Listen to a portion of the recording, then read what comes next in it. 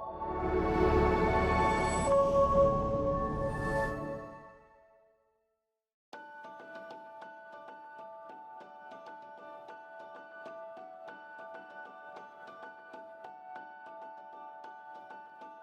year, millions of Canadians struggle with substance abuse. Addiction does not discriminate. It doesn't matter if you're street involved, studying law, in high school, or what your race, gender, political views, or religion may be. Of those millions, only a small fraction ever break free. We call them the 2%. These are the people far enough into recovery to reach back and help someone else. I'm Stephanie, and alongside me, my friend and co-host Margie, who has proudly fought for her own recovery. We'll introduce you to people who have fought hard to reclaim their lives. From their hard-learned lessons, we hope you'll find wisdom you can apply to your own journey. We'll also share the 12-Step Recovery Program, a cornerstone of healing for countless recovering addicts since 1935. We want to encourage you to keep an open mind. Notice how these stories might impact you. And join us as we challenge the stigma surrounding addiction. Welcome to the 2% Podcast.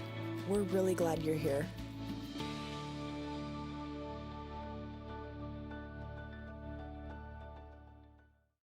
Episode 7. All right. Welcome back to the 2% Podcast. We're glad to have you back. And this is, episode 7. And this time we are welcoming Jim to the podcast. Jim, how you doing? Pretty good. How are you? Oh, I'm good. Right Yes, on. very good. Glad to have you. To start things off, why don't you share a little bit about yourself? Where you're at in life right now? Pretty happy. Yeah. In life right now. Yeah. I'll be 7 years clean here at the end of this month. Gone through some ups and some downs, but life's looking pretty good now. That's awesome. I like the adventure of it for sure. Yeah, gainfully employed and pretty boring almost, which is pretty amazing for me. That is amazing. Yeah. Goal achieved, right? But excitingly boring with incredibly normal stuff, but a lot of adventure that, there's so much adventure in life these days, right? Raising kids. I got 5, so. And 5. 5 boys. 5 boys. Yeah. 9, 11, 12, 14, and 16. So. That's so cool. Yeah, a lot of adventure and, just enjoying being able to be present and being able to be there. Yeah, that's awesome. Did you ever picture life would be like this 7.5 years ago? Maybe when I watch TV in the movies or something like that, I'd be like, actually, I think back in my former life, I would have looked at that and been like, oh, they're so boring. Why would any of you want that? Yeah. But I know there's so much more life has to offer outside of what I thought was fun. So we're just rolling with it. Every day's a mystery. Yeah, I love that. Right. It's good. It sounds like the gifts of recovery. Just keep on coming. I would have never pictured it, no. If I got what I deserved, I wouldn't be here. Let's just put it that way. So, let's go back. What did unmanageable life for Jim look like 7.5 years ago? A lot of crying. You always thought that, life of addiction, or not even, I guess we wouldn't even call it addiction at that time. Life of the party was exciting, and it was that really cool thing to be hey, everybody else could run the straight and narrow life, but look at me, I can pretend to be straight and narrow, but when nobody's looking or with my hidden groups, I could just be a complete riot. Right. It was fun and just freewheeling, fun loving, and no care for the future or anything. It was living in the now, right? I think mainstream media kind of glorifies it, and I was seeing how far I could get with that, right? Okay. And so I'd be lying if I said I didn't have a lot of fun. Right. Right? Yeah. I don't think I did drugs or drank because it wasn't fun or they didn't work. Right. They guaranteed a good time. Yeah. And if not, they took more, right? And, you could supplant any bad feeling with a substance, right? Or any happy feeling would make it better, or any feeling whatsoever. There was just kind of that automatic response to, would make this better, or I don't have to feel this right now, or I could control, anything bad that happened by a good feeling, as temporary as it was. Right. So block the bad and harness the good kind of, but Right. being that alchemist yourself, right? Yeah. I have this image of lots of bar scenes and house parties and Yeah. that sort of thing.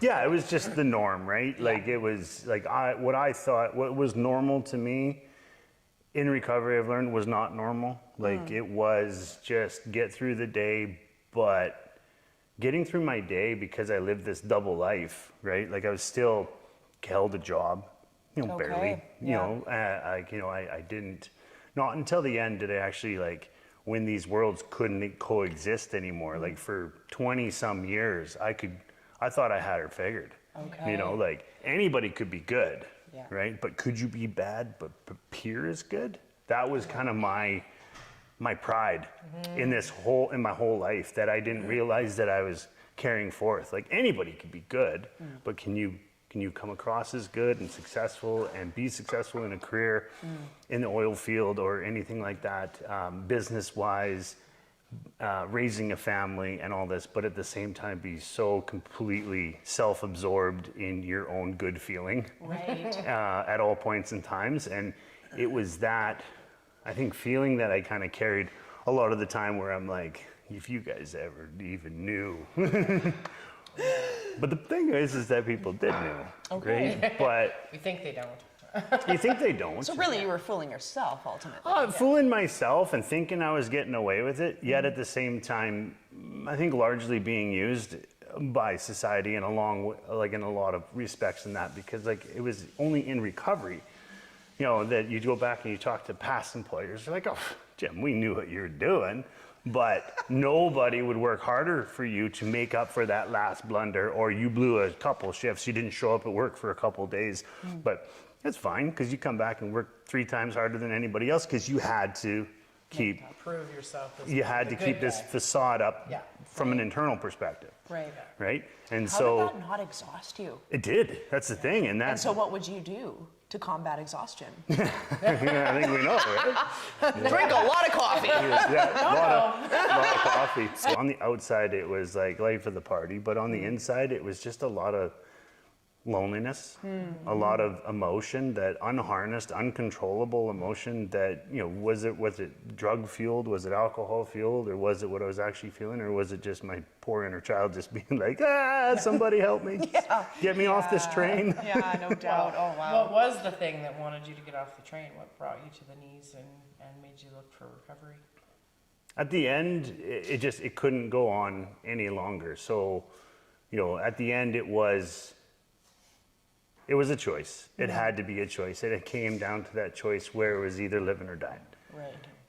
Like and it came to that way, like on an internal, emotional level. Like I could keep going this way and go out in a blaze of glory, or I could choose life. But I'm pretty bullheaded and pretty committed in both ways.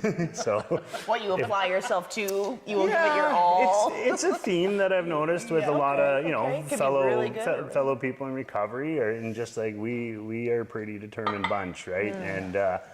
And I don't do things halfway. Like even I find in recovery right now, if you put a pizza in front of me, I'll be like, no thanks, I don't want any. But I really want the whole thing. Yeah. I don't want a And if piece you of pizza. dare have that piece, eat the Yeah, whole thing. I'm good with none. I'm really good with none, and I'm good with all of it, but I'm not good with some of it. Okay. I don't, Okay. and I've learned that in recovery, and I've learned that that's okay. Okay. So you have to pick and choose what you get involved in, and it's okay if I eat a whole piece, like a whole pizza. I've learned that's okay every now and again. Okay. Yeah. It's not But okay. Yeah, not every day. But if I'm in a situation where I'm sharing people with 3 people, Yeah. probably just don't have pizza. And Sorry, that's okay. friends. Bother me. No, and that's okay, right? Like, and that's okay, right? Yeah. But at the end, it was. I had some help. I can't say that I got there on my own. What really kind of made it the very end is I lost all support. Okay. Right? So, it got to that place where all of a sudden, my family wasn't going to pick me up that last time when I really had to run away, like, Okay. and was down and out. And, eventually as I think all these stories are pretty familiar and pretty similar in the sense where you just keep going and you're making it and you're making it work, and it gets a little harder, but you're still making it work, and then eventually it doesn't work. You know, I had the DUI, I lost my job, I'd gone through a divorce, because all these things, I'm like, well, I'll just fix it by like, you know, everything's kind of crumbling in my life, but if I just get out of this relationship, then I'll be fine. Right, Right? because that's the answer. It's the people, problem. places, and things that are the problem. Exactly. Not me. Yeah. Hey, and it's absolutely, like, you can't paint it with a broad stroke, right? It definitely had a factor in it, right? Like I still today believe that if I remained in the marriage that I was in, I don't think I would have got clean. What I've learned in recovery, that had nothing to do with my ex-wife. It had everything to do with me. Right. But still, for me, in that, I don't know if I would have reached the clean time that I have today, had I stayed and been committed in that, I guess, to see it through, because I didn't want to fail. Right? So I'm like, I don't want to fail, because that would affect this facade that I'm building, that I got everything together. Yeah. So to admit that that's not working would mean I'd have to look at myself too. Right? Yep. And it's all these things you learn in hindsight. Right. Yeah. Right. What a gift. But It will always be doubt. 2020. You can't beat hindsight. You can't It'll beat hindsight. always be 2020. yeah, exactly. But I'll never forget, like, the day, like, I know my sister and my dad showed up, and I'm like, okay, here we go. They're gonna give me the speech. Like, come on, Jim. Like, you know, we gotta get you back together, and you know, like, you know. And I'm like, okay, I'm ready for the speech, and they're just like, nope. They're like, nope. Here's the plane ticket. You're either getting on this plane and you're gonna go to this recovery program out in Vancouver, or you can get on the plane and just go. And I'm like, first reaction was just like, wow, screw you. You're my family. I can't believe you do this to me. Not seeing at that time the damage and the pain and the turmoil I've caused them over the years of them constantly picking me up, dusting me off, getting me back on my feet, and being like, I'm never going to do this again, guys. And then the first stressful situation or the first success that I had would be same response, back to drugs and alcohol, because I either wanted to celebrate or I wanted to exchange the feeling that I currently had for one that I knew was guaranteed if I consumed drugs. Right. Right? Yeah. That's actually a pretty important piece, right? Like that, it's not just bad and stress. It's also good things that happen to us that make us want to go back out and use. Yeah. And that we struggle with. It's like Sounds like any heightened well, emotion. even we've talked about a little bit about how we cheers at the beginning and what that represents, right? Like, like it's you want to celebrate, and to celebrate is a party, and party involves X, Y, Z. Right. So both things affect addicts. It's just your natural, for me, it was just my natural response. Right. Yeah, having a good day, let's celebrate. Having a bad day, let's Drown it out. Praise. Yeah. You know, that feeling temporarily, instead of just sitting in it and feeling it, right? Yeah. But that feeling that I had when I got this proposal from my family, like, I'd love to say that I chose recovery right away and I never looked back, and that was it and that was all. But man, I thought about that decision, getting on a plane and going, and all the things that would have to change. Like we say it often in recovery, what do you got to change? One thing, everything. I'm like, I would have to change literally everything. Yeah. And knowing that penchant that I had, that if I'm going to do something, I'm going to do it all in. You know, it's very self-aware of that. So I knew that if I made that choice, I'm like, I won't look back. And it's going to be a ton of work. And there's no guarantees on relationships coming back, and you do that. And so I'm like, that idea of, I'm like calculating how much money I had left, and then I'm like, I could probably make a pretty good run for about a year or so in Vietnam.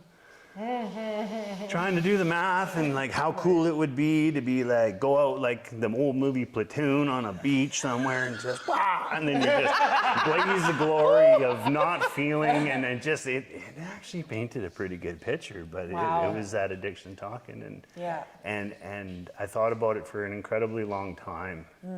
Probably like physically it wasn't that long, but I remember making the decision and getting back and then just making that decision to go and be like, I know in that moment, again, hindsight being 2020, I look back and that was that moment of surrender. Wow. That was just like, I can't, maybe someone else can show me. right? Because I wasn't familiar with recovery Right. in my addiction. I didn't know NA existed. Did you know you had a problem? Yeah, I think I know I had a problem, but I always thought that I was just going to grow out of it. I thought, Okay. like, I remember in university, even like high school, university and stuff, you're like, yeah, this is fun, this is cool, we'll do this now. But Yeah. man, when I get to university, there's no way I'm going to do this. I'm going to be playing football, and I'm going to be studying, doing math. and I'm going to be like having to get ready for life. So cool, yeah. So you know what, Jim? Do whatever you want now. And then got to university, and I'm like, wow, there's so many people, and I have no restraints because I'm on my own. I can do whatever I want. Yeah. Okay, I can do this now, but when I get out of university, I'm gonna have to get a job and stuff, and and so like it's gonna end then. The rationalization process. So do whatever you want now, and you're gonna stop later. Yeah. And then getting out of university, getting a job, and it just never stopped. I'm like, okay, but when I got kids, then for sure you can't be an addict. I can't be doing this crazy stuff. Well, you can. Yeah. As it turns out. They go to bed, then it's gym time. Absolutely. Time to go to the gym? Okay. Yeah, no, and it never stopped because it became my norm, right? And then, so when that kept on going and feeling stuck in that life and that cycle and stuff like that, so yeah, knowing that it should have ended and always like having that awareness that I know what I'm doing is wrong, but that was part of it, right? For me, is knowing that I was doing wrong, but still kind of getting away with it. Right. And that was the lie, you know, and then it got to this point, that rock bottom point where I'm like, I can't deny that this is a lie. This is affecting everything around me. I'm not going to make it if I continue this way. Right. So I need to go to something else. And then all of a sudden, when you pose that question for yourself, so what do you do now? It's just like, well, I can't rely on myself to get myself out of this because I've failed so many times. I had quit doing drugs 20,000 times. Never to do them again. Once a night. The only problem, like my problem was I couldn't stay stopped. Yeah. Right? Yeah. Right? For all those reasons of like, hey, something cool might happen, or something bad might happen, or I might get a bad feeling one day, and then it's all of a It's going sudden to be really boring. Yeah. Well, It was your way to cope with life. it will Everything. cope with everything. Yeah, absolutely. So then making that choice and then going there and then being like exposed to like NA meetings with 300 people in the room in Vancouver, my first one, and gosh. I'll never forget the first guy stand up and he looked like he was well put together, and I was rough shape at that point in time in my life. And he starts, I'm like, well, this guy doesn't know nothing. And he starts sharing his story. And I'm like, holy cow, that was the first time I ever heard anybody talk like they absolutely knew exactly where I was right now today when he talked about where he was. Wow. And then I'm like, no way. Like, what are the chances at the first NA meeting that I go to, I meet my doppelganger? I got to talk to this guy after. Like, my mind was blown. But then he talks about what he did and where he is today. And I'm like, well, man, if that guy can do it, I can do it. Because I think in that moment, I learned that my vision or my thought process was if anybody had it the way I have it right now, they do the exact same thing I am. But I never talked to anybody about what was going on inside. Right, yeah, so that emotional battle, the battle with, belief and faith in myself and faith in a higher power, anything like that, just that battle that I couldn't put a finger on. I couldn't articulate, right? And then you get there and someone articulates it for you and you're like, well, if that guy can do it. What am I doing? And then the next person got up to talk and I completely identified with them, and I'm like, oh man. And I think There's lots of them. They all know me. I think I'm an addict. well, it was really hard because all of a sudden I learned in a minute that I'm not special. Yeah. I thought my whole life I was special. Yeah. I thought I was Pride. I was the only one, and I'm like, oh. So it's like this huge disappointment, I think, was my first reaction, and bubble bursting and stuff. But then it was very quickly supplanted, like with, I'm going to call it hope. Like in that moment, it was just all of a sudden like, well, man, I'm not special, but cool, man. I got all these people that know what to do. I'm like, I just got to learn it. And I went all in. Okay. And I knew in that moment that I'm like, I'm never going to do drugs again. And I understand. In the program, we don't like to say nevers, and we don't like to go with that. I'm like, cool. So, okay, I'm dying to know. Did you Which? ever do drugs again? No, from that moment on. That 20,000th time was the last time, Okay. right? Wow, that's And amazing. and this is my perspective, and if it works for you, great. If it doesn't work for you, that's also cool. But I made a decision, very early in recovery, that I'm like, I'm never going to do drugs again. Wow. Because I kind of could realize that that's the premise of it. That's everyone's goal. They're like, well, if I just don't do drugs, they don't have a problem. Well, I very much believe with that.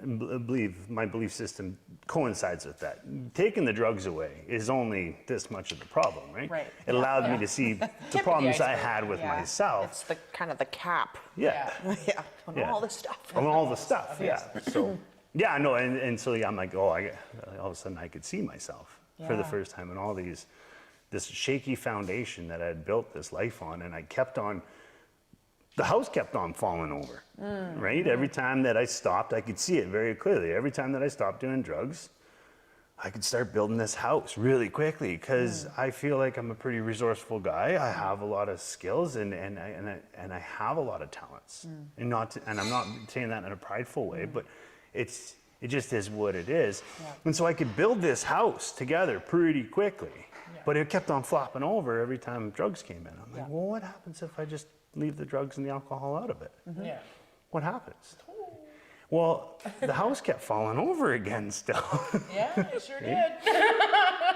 Right? So then my journey goes with, okay, well then I got introduced to like steps and surrender and higher power and faith and stuff like that. I'm like, okay, so this is how we do it. Yeah. Building materials, proper ones. Yeah. Yeah. Best way I could describe it is I teamed up with Jesus, and we grabbed a backhoe and we backed it up to my life and right into that really crappy foundation I kept building this life on. And for the first 3 steps, for sure, 4 or 5 steps, I'd say, we just took that backhoe and we just dug out foundation. Wow. We just ripped that house down, got rid of all that, dug into that foundation, pulled out all that rotten concrete, and we're like, okay, now we can build something. Something that's gonna last, right? And so, and that was the remaining of the steps, right? Wow. Actually, that's a great segue. Yeah, I was going to say. We're talking about the 11th step today, 11th step. which is prayer meditation, basically. And I know, like, for anybody knowing, this is my adoptive dad, is what I call him, even though he's my age. He might even be younger than me, I'm not sure. But him and his wife take me in every time I need somewhere to stay. Oh, I love that. So I know a bit of his story, but prayer, meditation, and Jesus is who you paired up with, and how did that evolve within the 7 years, and like where it is today, where your prayer and meditation came, and what it means to your recovery? Well, what it means is an easy question. It means everything. Like without that surrender, without that prayer and meditation, I have no surrender. If I have no surrender, I'm self-willed. If I'm self-willed, well, I know that Jim. I know that guy. Yeah. And not to say that I do it perfectly at all, but teaming up with Jesus on this and surrendering that life, he calls me out on it really quickly, and he forgives me for it, and he knows that I'm human, and he knows that I'm trying, and and it's not definitive. It's like, oh, you screw up today, you're done. Right. No. There's tomorrow, there's the next hour. There's all that stuff. My journey, though, like I know when I first got in, like my past with faith in Jesus Christ was built on that rocky foundation, or that sand, as they call it in the Bible, right? It was not built on solid foundation. So I was pretty apprehensive at start because I had my preconceived notions of what it was, right? It was all about do this or burn in hell, right? And so I was against it at the start, but then, through the program, through NA and stuff, and developing this relationship with a higher power, I'm just like, well, what is this higher power? And like, I don't know if it can be or not. That for me, it didn't work. Like it had to be something concrete and stuff. And so my journey started just rooted in the steps, and very quickly within that first year, I met Jesus. He hadn't moved. He'd stayed right where he was, and I met him for the first time, you know, and he teamed up with him and surrendered my life to him, right? I exchanged, you know, you know, his burden is light. And so in everything that I hit in recovery and in life as I'm learning, I could hold on to these challenges, or I could give them to him, and I could take on his burden. His burden is just love him. His burden is to talk to him. His burden is to converse with me, is to exchange, you know, like just follow, is his will for my will, like my will in this whatever minutia little thing that I'm facing. Okay, well, what is your will in this for me? Or why is this happening to me? And he's like, it was all based on that simple principle that God is both sovereign and righteous, right? And that works for me. It's very definitive. That means he's sovereign. That means he's in control of absolutely everything. Nothing happens outside of his control. So anything that's happened to me, will happen to me, or might possibly happen to me or anyone I know, he knows, and he's in control of it. So and he's also righteous. So he's right. So anything that happens to me, has happened to me, anything that I'm going through is according to his plan, because he is in control. So on those two basic principles, it's just like, wow, it was so easy for me just to be like, I make a mess of this. This is yours. Help a brother out. Help a brother out. And it opened up that back and forth, right? And it's like, you know, I talk to a lot of people and they say, well, the back and forth in faith, it can be pretty one-sided. I'm just like, no, it's just monotone, right? Like there's me flipping out and telling them everything about what's going on, and confess, and then it's like one singular line back. He's like, don't you trust me? Yeah. He's like, don't you trust me? And I'm like, oh yeah, I do. Okay, so this is okay. This is like, you're sovereign, so you know this is happening and you're allowing it, and you're righteous, so this is supposed to happen, because there's something for me to learn here. You know, I'm supposed to take something from this, right? And then every time you go through that, and I go through that still today all the time, whether it's, you know, work relationships, marriage, relationships with kids, not everything goes your way. I don't know if you know this. Yeah. What? No way. So weird. Yeah, in life, even when you're doing things right and you're not doing drugs and you're not drinking and you're trying to exchange your will for his will and you're trying to make the right choice, I still fail all the time. But there's something, but he allows it. And he's right in allowing it, because I learn something every time that makes me grow as a person. Right. Wow. Right? So that's kind of where I base that step 11 on, is just like, I tell him everything. I tell him what I want. And you don't have to carry it. No, and I don't have that's to like carry the it. most freeing thing. Yeah. When you get to that step of realizing, I don't have to carry this around. No. And that, you know, higher power, Jesus, will do it. And I just have to, like, let him. Or maybe he let won't. him. Or maybe he won't do it. Maybe he won't do it, but But he's still reason for right. that, right? Has there been any revelations along the way of his purpose within your pain? Absolutely. Oh, 100%. Like it's always, again, in that hindsight, you know, like I remember early in recovery, you can almost separate it into the 2 or 3 phases. Like first stage is, why did this happen to me? You know, why me? Why me? Why couldn't you have picked someone else? And then there's almost that acceptance stage where it's like, nah, I get it. Like you gave me the strength to be able to get through it. And then in that third stage, which is the most beautiful stage, it's just like, you did this so I could help others. Wow. Right? It's just like, the only reason I'm alive today, like I mentioned earlier, like if I got what I deserved, You'd be in Vietnam. I'd You'd be at the bottom of an ocean. Well, yes. be, yeah, exactly. I wouldn't have made it, right? No, but like in simple terms, if I got what I deserved, I wouldn't be alive, but I don't think any of us would be, right? I mean, none of us live this perfect life, right? But that's where grace comes in, and his grace is sufficient for me in the sense that his grace is what allows us to go through our self-willed trials, and he allows it, again, because he's sovereign, and he allows it so we can get through it And then we can turn around and we can reach back to that person that's still struggling and Right. being like, hey, I can connect with you because Yeah. I've been there. Yeah. Wow. Right? You can be the guy that was at the podium your first day. 100%. Yeah. That person sitting there going, he knows me. Yeah, exactly. Yeah. Oh, and we hope in this podcast someone Yeah. listens and they're like, whoa, I've never had it explained that way. Yeah. I get it. That's Yes. exactly how I'm Welcome. feeling. Welcome. And that's why we're doing this. That's why we're doing this whole thing. Yeah. Well, it's even when, Yeah. when the opportunity came up, like Margie's like, hey, you want to come do a podcast? It's just right away, yeah. And I didn't know anything about it, Love it. but I have learned also in life and in recovery and in that surrendered moment, just say yes. I love that. Because- Yeah. I'm so glad you did. There's a purpose for it. Because Yeah, there's a purpose. absolutely. I don't Yeah. need to know what it is today. Yeah. No, and, Yeah, there's and probably the someone people watching that- this losing their mind right Right, now. yeah.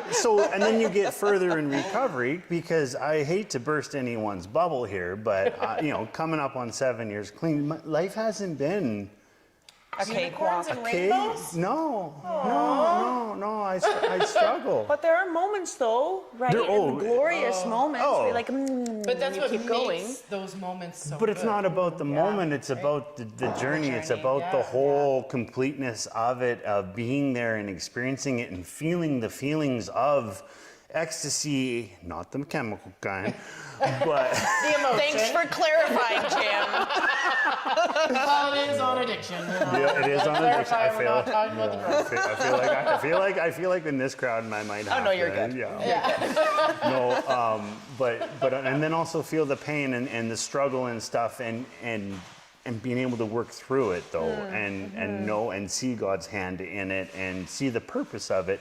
Always typically at the end of it, right? Yeah. You look back, you're like, oh yeah, that's Oh, why I that see it, happened. yeah. It's like somebody throws a bunch of puzzle pieces on the table, and you're not going to know what it is until Yeah. you get to the end, right? Yeah.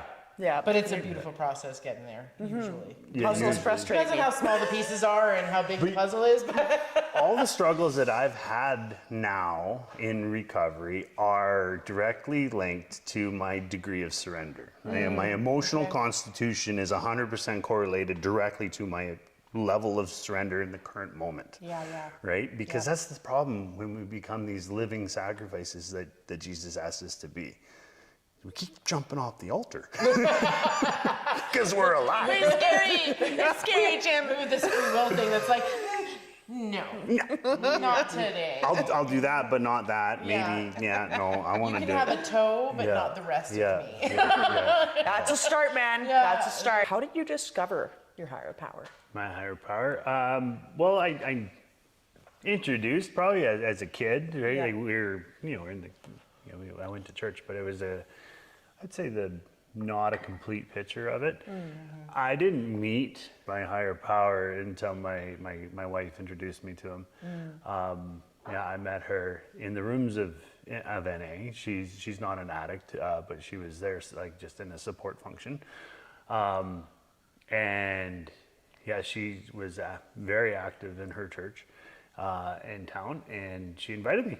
And I remember being like, nope. And because like, of course, and the quintessential, if I go in there, I'll burn.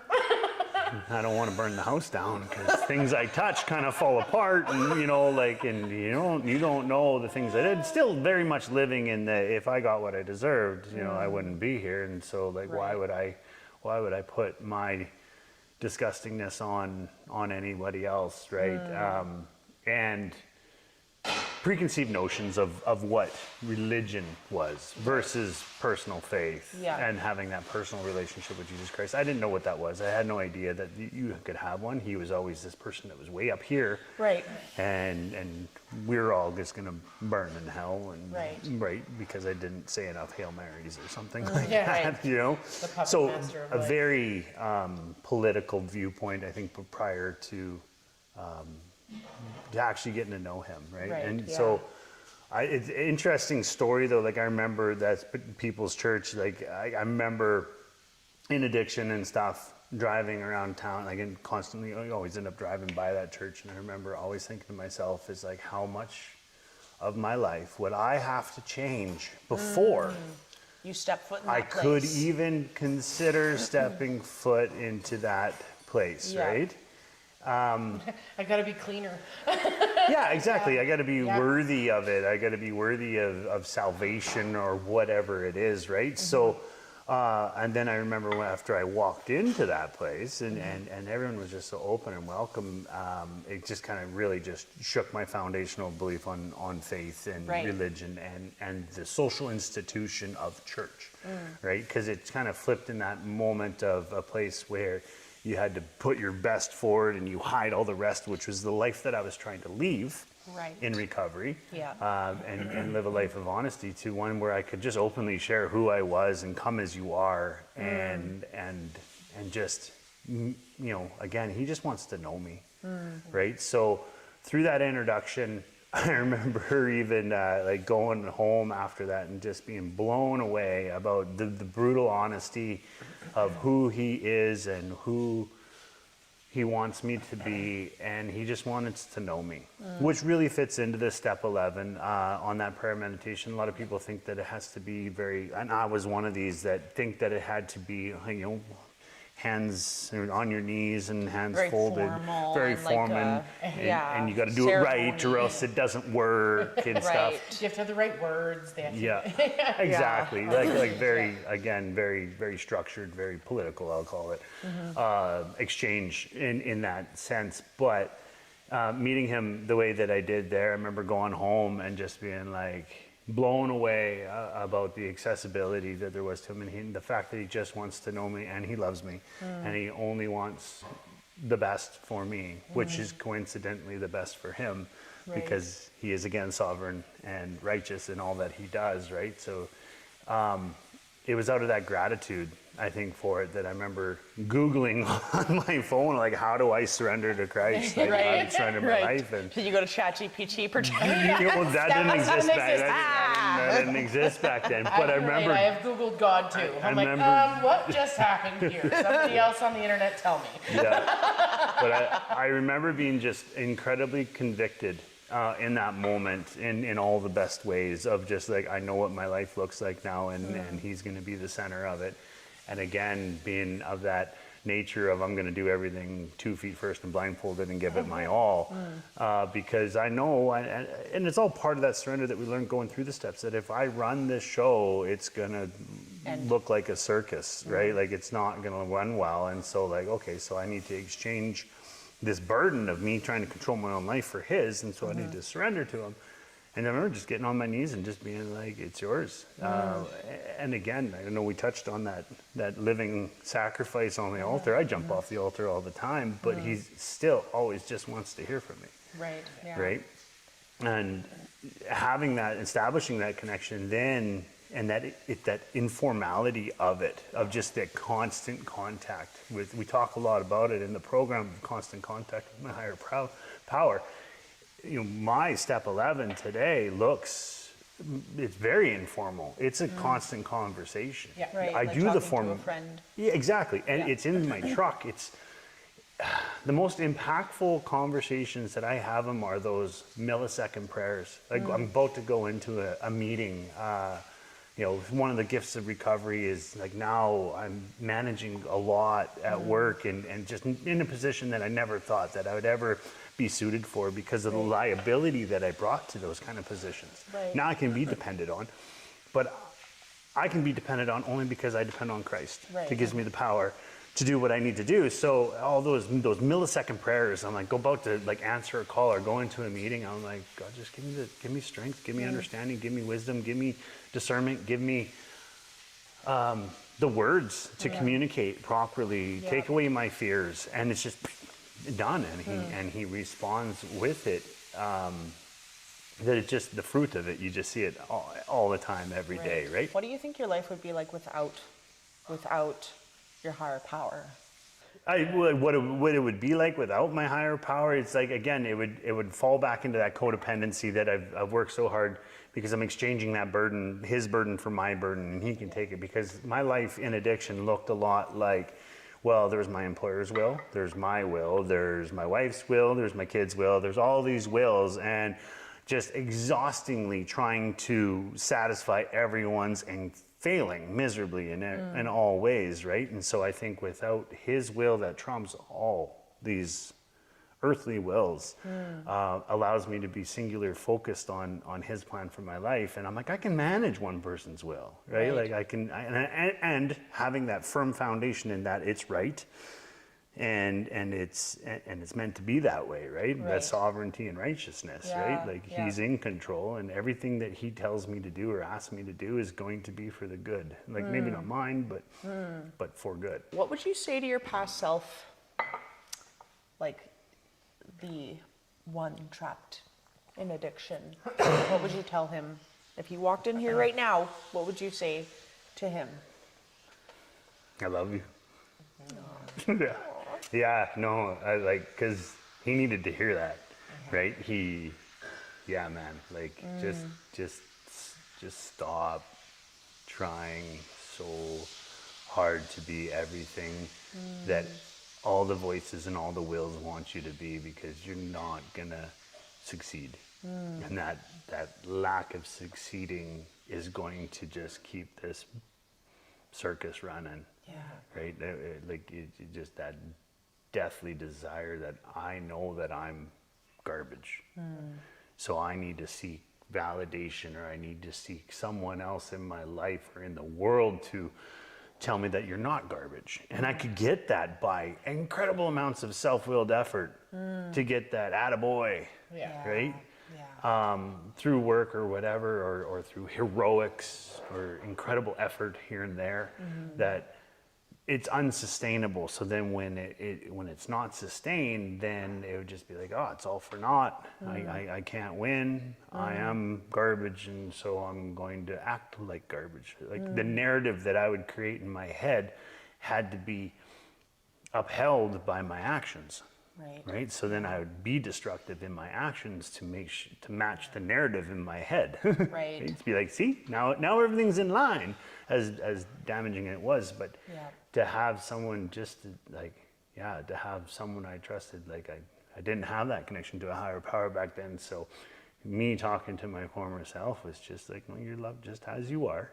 You don't have to try to do this. You don't have to do it on your own. You can disappoint people. And it doesn't make you garbage or useless. Right. Like you got to look after yourself. And it was that codependency that was directly tied to my addiction there. As soon as I perceived that I wasn't making other people's mark that I imagined, probably wasn't even real. It was your own expectation of what then I would labeled expect. myself a failure, and then like, well, if I'm a failure, I'm gonna act like one. So Right. self-will, here we go. Every episode, we get our guests to challenge our listeners out there with something. So, do you have something you can think of that they should hear from you? If there's something that you have a feeling like maybe I should try, maybe I should try a church, maybe I should try somewhere where you're going to get connection, someone that you have that feeling, just be brave. That 1 minute of bravery could change your life. You could find your people, you could find your place. That is definitely my challenge, I'd say, because if it wasn't for that temporary bravery of walking through that door, I could have missed out on something amazing. Right? So be brave. That's my challenge. I love that. I like that, yeah. I love that. Yeah. Episode 7. Episode 7. Thank you for joining us. Last episode is Coming the next up. one. Yeah, Yes, Dustin will be joining us. he will. Jim, thanks for joining us. No problem. It's been a pleasure. Thanks for sharing your heart and your experiences. And it's just an honor to know you and to experience this Jim. I don't know Pumpkin Jim, but I hear he's he's a hoot. He's a hoot. He's a hoot. Yes. Let's call it a spectacle. Yeah, a spectacle. Yeah, it's like when you go see Circus du Soleil, but in a larger, less flexible manner. Like, it was more like Circus Soleil. Not scripted. Thanks for joining us. We will see you next time. Love, peace, chicken grease, and there we go. All right.